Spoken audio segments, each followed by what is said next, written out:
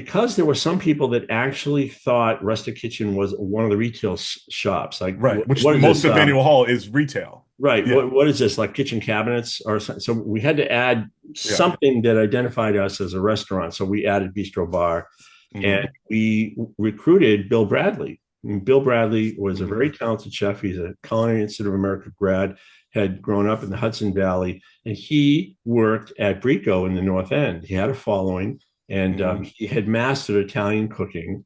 He had a certain style, and we liked him. And he'd spent his time at Brico, and he was ready to move on. He actually I was think I ready. think he brought the bolognese. He brought in the bolognese, right? Yeah. Authentic It's bolognese. still on our menu almost Yeah. 25 years later. And Yeah. agnolotti, he brought the agnolotti. The aglani, the Yeah. pinch. Yeah, my Yeah. favorite dish. Yeah. So when we met him, we had talked to him. Catherine Shahade, our publicist, had Publicist. Yeah. introduced us, and timing was good for him. It was good for us. So we moved over, and right when we launched, and it gave us tremendous credibility. And he was such a great chef. And I was just today, I was going through some notes, and I saw Boston Chef had done a lot of features on him.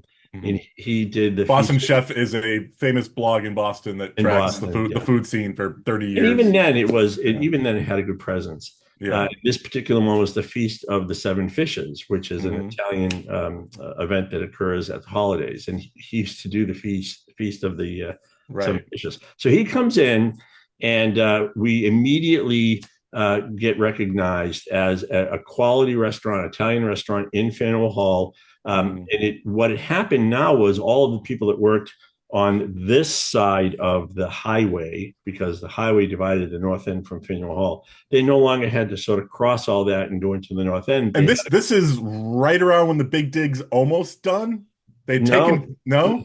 When? no. Okay. So No, this because is actually no, because that goes through with Romney. 'Cause remember the ceiling collapsed? That yeah, woman yeah. died. That was probably like Yeah. I 2005. Yeah.